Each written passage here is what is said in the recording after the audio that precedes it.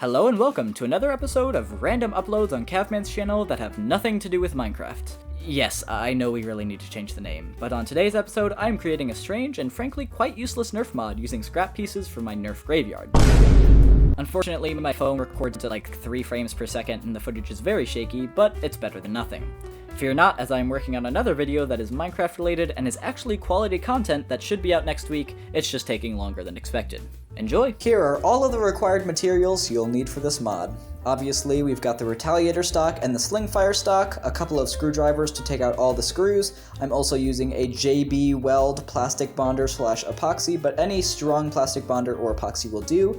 And then a hacksaw and a file to take off unnecessary edges and pieces that we do not need. Now, I am playing this mod completely by ear. I've never done this before, and I have no idea if it's going to work or not. This probably won't even make it into a video, but the first step, as far as I can tell, is just unscrewing your stock. So for the Retaliator, this piece is going to come off. And then for the SlingFire, you're just going to take out this massive screw right here. Once you take that screw out, the rest of the stock should slide off the blaster fairly easily. Then we're going to pop this little piece right here, the stock connector thing, and then we won't need the rest of the Retaliator pieces. Now this is kind of a dumb mod, but what I'm envisioning is we use this little hole right here and use this screw to connect it onto there, but to do that we're going to have to get rid of all this lip so that this can sit flush on top. So what I'm going to do is I'm going to take our handy dandy hacksaw and we are going to saw that off and then file it down and see if we can get a good fit. As you can see, I have now sawed off the lip, here are the remnants of it, and then it's not perfect, but I filed it down so that it is pretty even, and it honestly is a really nice fit. It fits very flush there. The only problem is that these two nubs right here are sticking out too much because this screw hole currently does not align with this screw hole. So what I'm going to do is I'm going to cut these down. It's very hard to see, but there is an L4 and an R4 on both sides of this, and I'm just going to hacksaw right between the number and the letter, and then we will see how that works out. I have now hacksawed off the little nubs that I was talking about, and one thing to note is that I did do a little bit of dremeling right in here to make this hole larger, and the reason being that it wasn't fitting quite how I wanted it to. So it's just so that the screw can go in there, and the screw isn't going to be the only thing that's going to hold your stock together. It's mostly just kind of a loose guide to hold things in place while you glue it together. So I just wanted to make sure that was fitting, but I sawed down those nubs, and as you can see, there's a little bit left. You could probably take all the nubs off. And that'd probably be fine as well, but I'm just leaving a little bit just so the screw hole is more aligned with this one.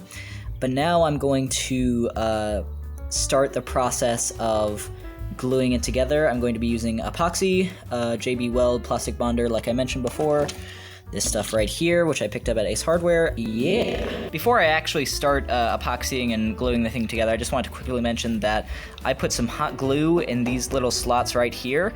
This isn't going to hold this piece to the stock, and it's obviously not necessary, but what it's doing is it's filling in that dead space right there, so that you don't need to fill that with epoxy, which is a little bit more expensive. As you can see, I have now successfully epoxied it on and screwed it into place. I realized about halfway through that maybe it would look way better if I painted it, but I would probably want to leave this piece gray, and that would mean that I would have to disassemble the stock, and I can't really disassemble it now that it's glued together. But I might put a little bit of tape around here, and test it out. Alright, and here is the completed stock. So I tried it out on my Strife, and I taped out this little section like I mentioned earlier. And honestly, it looks kind of weird. It's definitely a new style of stock with this coming down here instead of being like straight out like that. I think if the colors were more uniform and if they were painted like I mentioned earlier, it would work better. But I honestly kind of like it. It's weird, but it's original.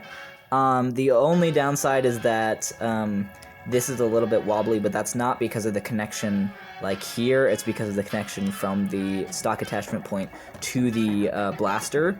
So it's just kind of wobbly because that's just how end strike attachment points are. It's kind of funky, but I like it. I don't know, I didn't have anything better to do with this Retaliator stock attachment point and SlingFire stock, so make the best of what you got, you know? But I think that'll just about wrap it up for this video. As always, thank you, and goodbye.